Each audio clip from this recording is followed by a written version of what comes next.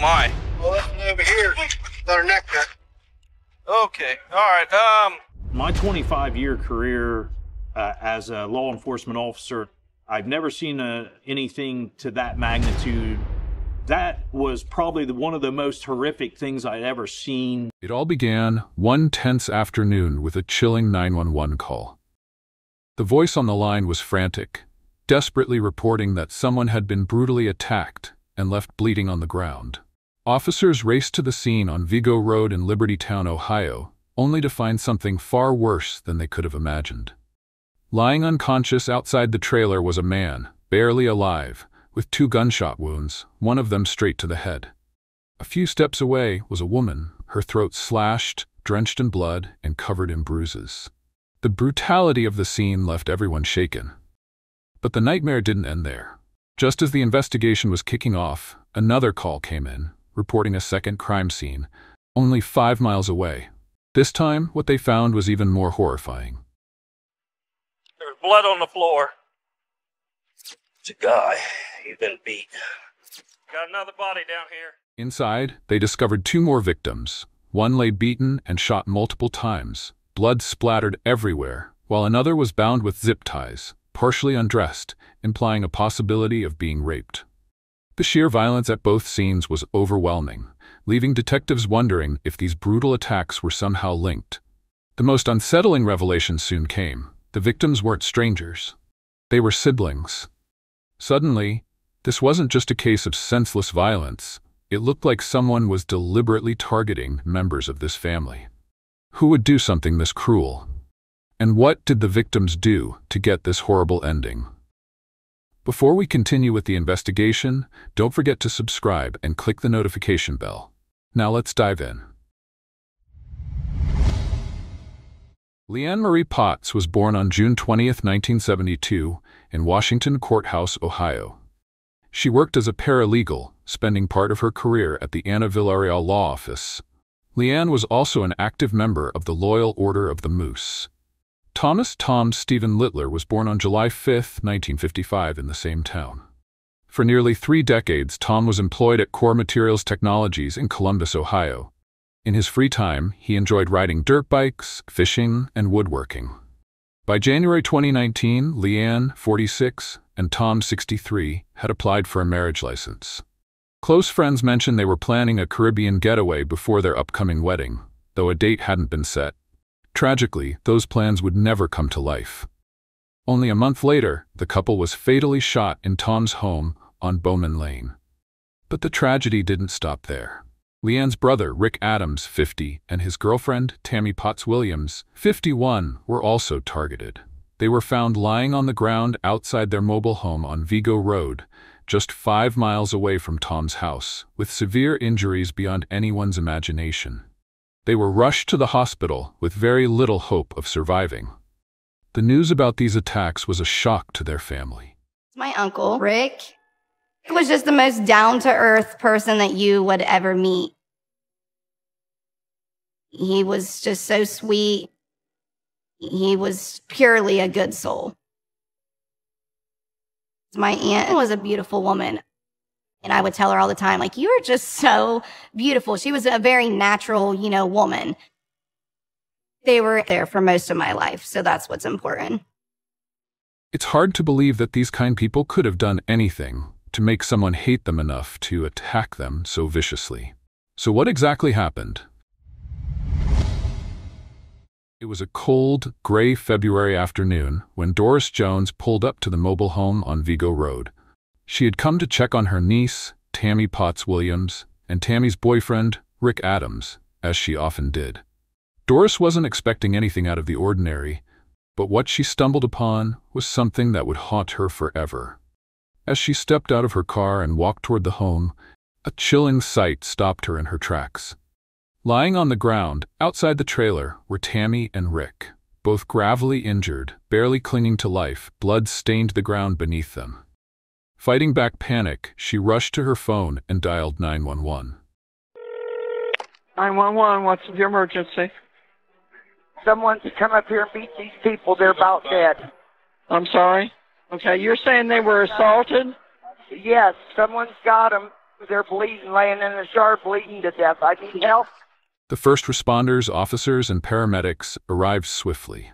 The officers quickly secured the area, knowing that any disruption could compromise vital evidence. Okay, everybody stand over here by the cars, because right now this is now a crime scene. They approached the victims cautiously, assessing the situation as paramedics rushed in to provide emergency care. Rick Adams lay unconscious in the driveway. He had been shot twice, one bullet striking his head. His pulse was weak, and his breathing shallow, but he was still alive. Just a few steps away, Tammy Potts Williams lay sprawled on the ground, her condition even more dire. Her throat had been viciously slashed, and her body was covered in bruises, hinting at a brutal struggle before or during the attack. The officers couldn't tell if she was still alive or not. Paramedics rushed her and Rick to Ohio Health Grant Medical, but truth be told, there wasn't much hope they'd make it. Meanwhile, the officers remained at the scene, combing the area for any evidence. As they secured the perimeter, a neighbor approached one of the officers. There's a noise inside the house. Please. If someone was inside, it could be the assailant, or perhaps another victim. Without wasting a second, the officers drew their weapons and cautiously approached the trailer. Sheriff's office! Sheriff's office, you're in here, make yourself known! They barged in and swept each room methodically, calling out as they went, but found nothing. No person, no signs of anyone hiding. After completing their search, the officers regrouped outside, frustrated. Whoever had committed this act had either fled long before or had never been inside to begin with. Yet the investigators refused to give up. They fanned out and began canvassing the surrounding area, speaking with neighbors and scouring for anything out of place. Had he been having any problems with anyone? Having any falling outs here? Not long after that, one of the officers noticed a silver sedan parked a short distance from the crime scene. Tiny blood spots stained the driver's seat and the steering wheel. The vehicle didn't belong to Tammy or Rick, and none of the nearby residents recognized it. Yet here it was, parked suspiciously close to where the violent attack had taken place. Was this the getaway vehicle? Had the attacker used it to escape? Or was it connected to someone else entirely? Either way, it was now a crucial piece of evidence. As detectives gathered their initial findings and tried to make sense of the gruesome crime, they were interrupted by another urgent call. On the other end of the line was an 18-year-old named Lauren Potts.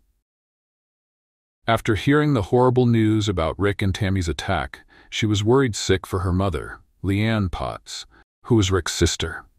Lauren rushed over to her mother's house, but what she found there made her stomach drop. We went out there, and we had knocked on every door, every window. I looked in, I said, and there's a body in the kitchen. This call was made from Bowman Lane in Londonderry, Ohio, just 5 miles from the horrifying scene on Vigo Road. The investigators couldn't help to suspect that what they had just uncovered might be only the beginning of a much more sinister case. Without wasting a moment, officers sped toward Bowman Lane. When they arrived, they cautiously peeked through the window before stepping inside the house. What they found was nothing short of gruesome. There's blood on the floor. What's that cut through? Yep. Sheriff's office, call out! Yep. Scene. Clear the house. Lying on the floor was the lifeless body of a man. He had been brutally beaten and shot multiple times, surrounded by signs of a violent struggle. On the kitchen table, they found some zip ties, along with a single .32 caliber shell casing in the corner. Suspecting that there might be another victim, they continued their search. And in the basement, they had a second horrifying discovery. This time, it was a woman. Sheriff's office. What's that cut through? Yeah, I'm running over. Got another body down here. Hey, Don't touch nothing else. Leave it. it's her. I believe it's a her. Yeah, her hands are bound behind her back. There's a pillow over her head with a gunshot wound into it. and there's a toe strap tied around her neck. So The scene was haunting. The woman's hands were bound tightly behind her with zip ties. A gun had been used with a pillow pressed over her head to muffle the shots. Every detail pointed to extreme violence. This wasn't a random act. The way the female victim had been restrained and her pants were down to the thighs led officers to suspect that she may have been sexually assaulted before being murdered. The couple were quickly identified as 46-year-old Leanne Marie Potts and 63-year-old Tom Littler. The two had only been married for a month and were building their life together in that very home. As detectives dug deeper, they uncovered a key piece of evidence. The silver car found at the first crime scene was registered to Leanne, now one of the deceased. 2 crime scenes, 4 victims, and they were all family. These don't look like spontaneous attacks, but more personal, like someone was out for revenge. But why? And worse, would the killer strike again? To get more information, the officers turned to someone who might know the most. Leanne's daughter, Lauren, the same young woman who had made the frantic 911 call. Still shaken from the ordeal, Lauren answered their questions as best as she could. Now, your mom lived here, right? Yep. That's Leanne? Yep. And this Tom Littler? Yep, he owns the house. He owns the house. Lauren struggled to process what had happened. The detective knew that was a very hard time for her, but he tried to press her a little bit more about a possible motive, which was crucial for the investigation progress. She finally revealed something that stunned them, a valuable clue that shifted the investigation in a new direction. Do you know anybody that would want to harm anyone? Any of these people? No, my aunt and my uncle, they're quiet. I mean, they... Was that the ones over there? Yeah. Okay. They're friends, and Thomas' health was getting bad, so they went and got married, so Thomas' stuff would be good. Okay. And Tom and my mom have money. Uh-huh. So, and my mom was letting my uncle drive her car because she can't drive it right now. I overheard something about a welfare check. My mom just got a really big one, and I feel like it has something to do with money. Lauren explained that her mother had received a large settlement from a previous marriage, and Tom was also financially well off. Together, they had significant resources, enough to attract the wrong kind of attention. This revelation led officers to suspect that robbery might be a motive. Still, something didn't sit right. If this was just about money, why were Rick and Tammy, who lived miles away, attacked too? They didn't appear to have any connection to Leanne and Tom's finances. As detectives started piecing together potential motives, new questions arose. Was someone targeting the entire family? If so, who was behind it, and what was their ultimate goal? Were they someone all the victims knew? Were they planning to hurt anybody else? Their family members now lived in fear, uncertain if they might be next. No one could say for sure if the killer was done or not. I didn't know if the person who did this knew or was after anyone else in the family, Lauren admitted later. For now, the officers had no clear suspect, but they were certain of one thing. Greed was likely the driving force behind these brutal crimes. Whether it was a robbery gone wrong or someone trying to claim the victim's money, the stakes were dangerously high. To prevent further tragedy, police tightened security around the surviving victims in the hospital and ramped up their efforts to track down the killer. Until the person responsible was caught, everyone remained on edge. Up to this point, they had believed it was just a case of burglary. But then came a call that would flip the entire case on its head. The officers received a crucial tip from someone who knew Rick. A friend who claimed to have vital information that could finally unravel the dark mystery surrounding these brutal attacks. The caller, 39-year-old James Reinhart, didn't hold back.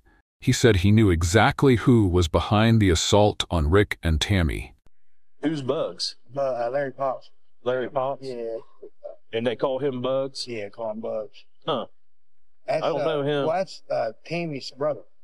Okay. That's Tammy's brother. Tammy. The one. Okay. Something happened up there. Now, has Tammy and him been into it? He wasn't involved in this, was he? They fight like cats, dogs, and bills all the time. James Reinhart alleged that Tammy's own brother, 48-year-old Larry Potts, who also happened to be Leanne's ex-husband, was involved in the attack. For the detectives, this was a shocking twist. Up until now, they had assumed the motive was financial, but this new lead pointed to something far more personal and disturbing, a deep-rooted family conflict. Was there a common link tying all the murders together? Had this been a case of revenge rather than greed? The detectives didn't have all the answers yet, but one thing was clear.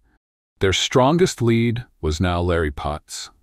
Acting on this new information, investigators headed straight to his residence. But when they arrived, Larry wasn't there. His roommate claimed he hadn't come home yet. Just as it seemed their prime suspect was slipping away, a glimmer of hope appeared on the horizon. The next day, Tammy regained consciousness, but her condition remained critical. She couldn't speak a single word, and her fragile state made it clear just how brutal the assault had been. Tammy had endured 80 stab wounds to her upper body and multiple bruises that left her face swollen and purple. It was a miracle she had survived, unlike Rick, who had tragically succumbed to his injuries.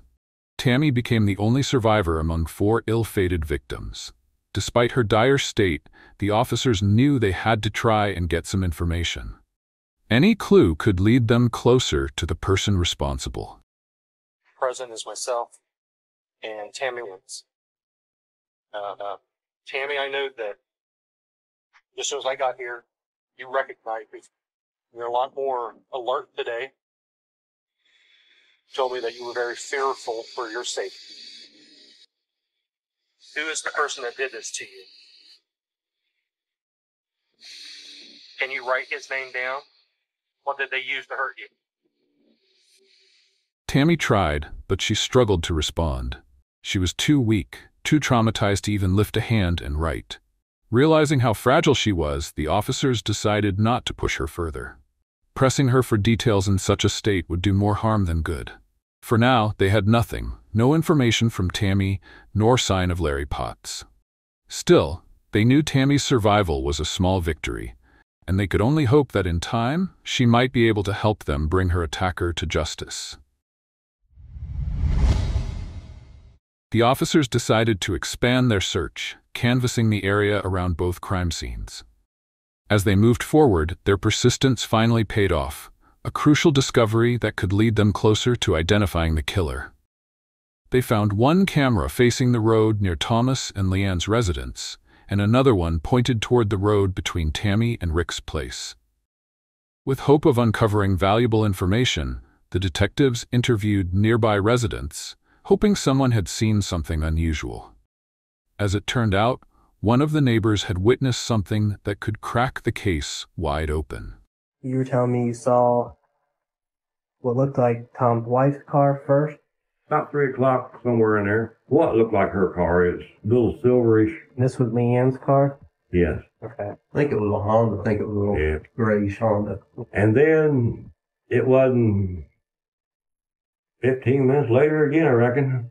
Here comes that other little gray car and had the front hood cocked on it. It come out straight, you know, driving straight out. I mean, it was a flying.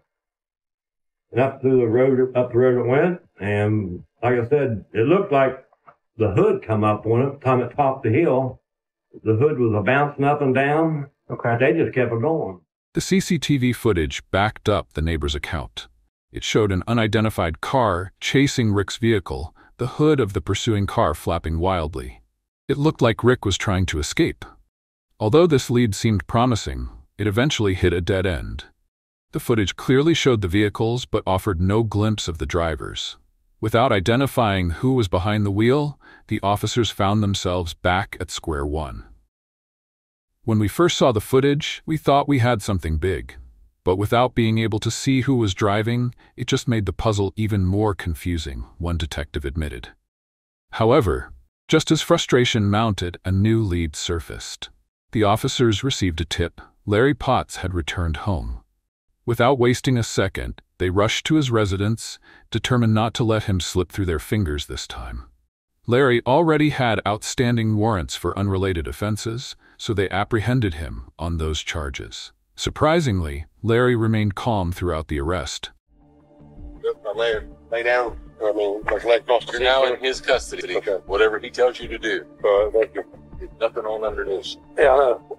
If that's what you want to do, that's We'll have fine. it back there. I don't have a problem with that. You wanna- After taking Larry into custody, things took a dramatic turn. Inside his vehicle, officers found 2 knives, both stained with blood.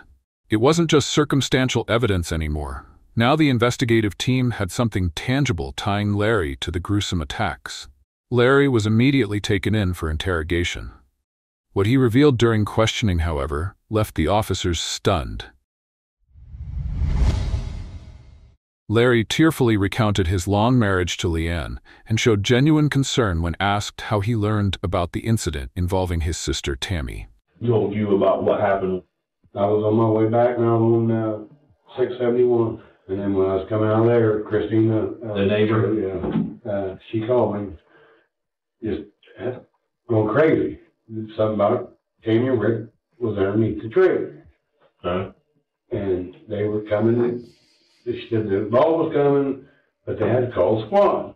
Okay. And it wasn't making sense, you know. Like, well, then she told me that my sister was hurt. Then I got a little bit more, you mean, a little more rush, you know what I'm saying? So I left her. When questioned directly about the murders, Larry denied any involvement. He insisted he had nothing to do with the attacks. The officers then asked him about the gray car seen in the CCTV footage, hoping to catch him in a lie. Larry's response caught them off guard.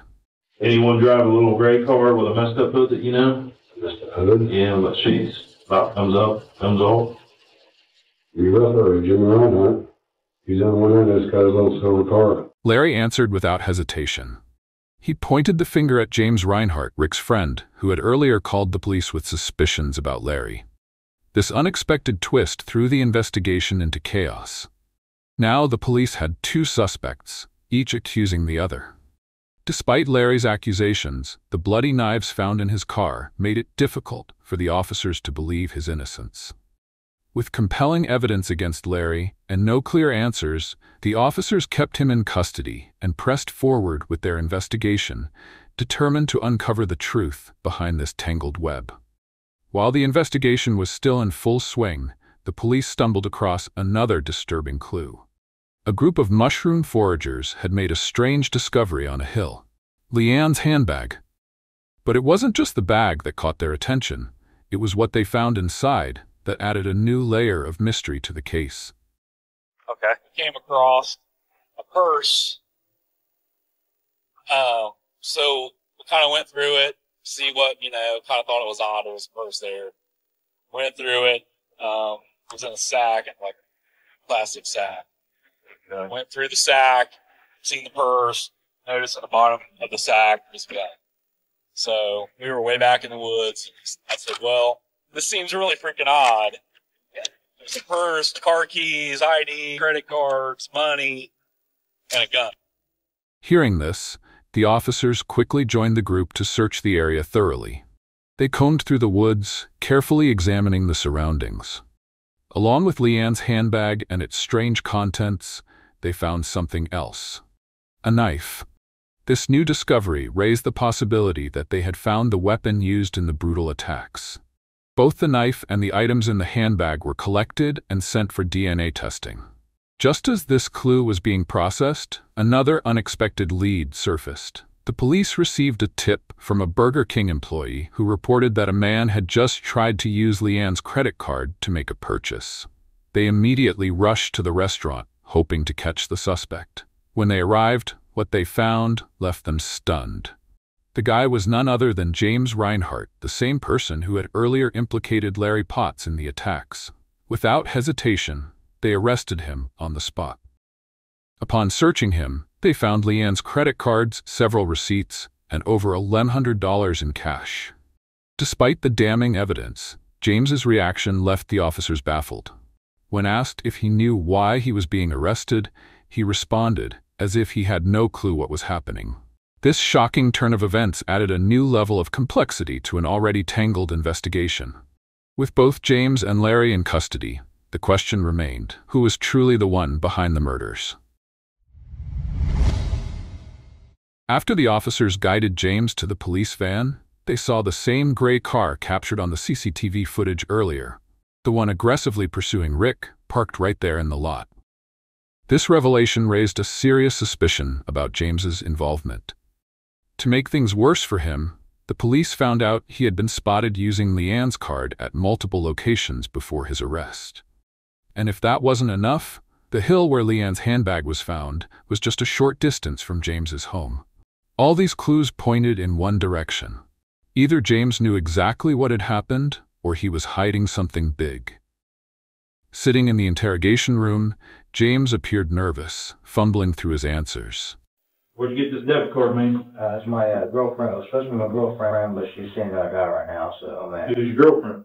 Leah, whatever. I can't think of her last name. Oh, what? Oh, you can hide that, I don't care. So you can't pronounce your girlfriend? Even though James insisted the cards belonged to his girlfriend, the officers didn't buy it. When the detective pressed him about Leanne's death, James went on to claim that he only knew about Rick and Tammy's attack, but had no idea Leanne and Tom had been killed. Throughout the entire interrogation, James showed no remorse. His answers were vague, and he seemed more focused on denying involvement than showing any concern for the victims. By the end of the session, the investigator had a strong sense of James's twisted motives. Leanne was dead, and he didn't show no emotion whatsoever. I knew at that point he was just full of it, and that he was their guy. But he wouldn't confess. Despite James's refusal to confess, the case against him grew stronger. A month later, the results of the DNA analysis came in, providing the breakthrough they had been waiting for. The DNA found on Leanne's body and the zip ties used to bind her hands was a match for James. To seal his fate, CCTV footage from a nearby gas station showed James purchasing zip ties identical to those found on Leanne. James Reinhardt never admitted anything, but by the time the investigation wrapped up, the officers had built an ironclad case. In the end, all the evidence pointed to one chilling conclusion. James Reinhardt was the killer. Adding fuel to the fire, the officers uncovered James's criminal past. In 2016, he had been convicted of felony theft and vandalism, serving a year in prison for violating community control terms. With his criminal history and the mounting evidence against him, there was no place to hide. James Reinhardt was charged with 3 counts of murder, 1 count of attempted murder, and 16 additional serious felony charges, including aggravated murder and kidnapping. His trial was initially scheduled to begin in October 2020. However, just a month before the trial, on September 23, 2020, James accepted a plea deal. He pleaded guilty to 3 counts of aggravated murder and 1 count of attempted murder. In exchange for his plea, the remaining 16 felony charges, including some of the more severe counts, were dismissed.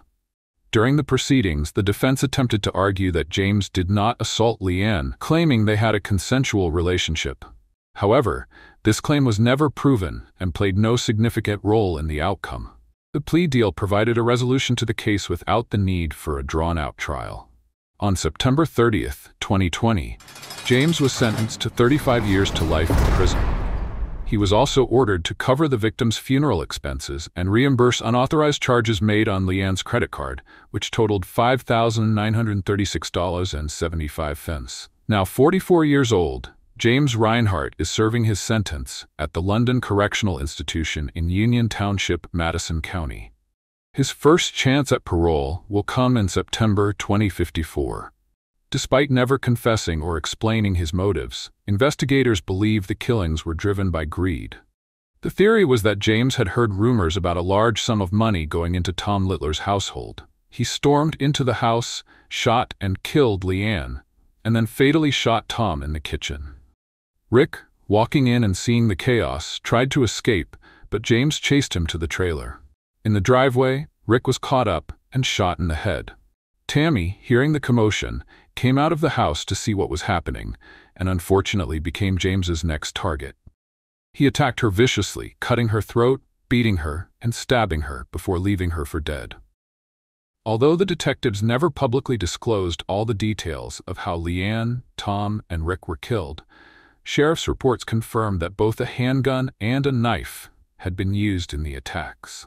Despite the initial lack of evidence and the numerous twists in the investigation, law enforcement succeeded in capturing the person responsible for these brutal crimes. Although Leanne's ex-husband, Larry Potts, had no involvement in the murders, he was arrested by the Vinton County Sheriff's Office on unrelated charges of child assault and drug possession.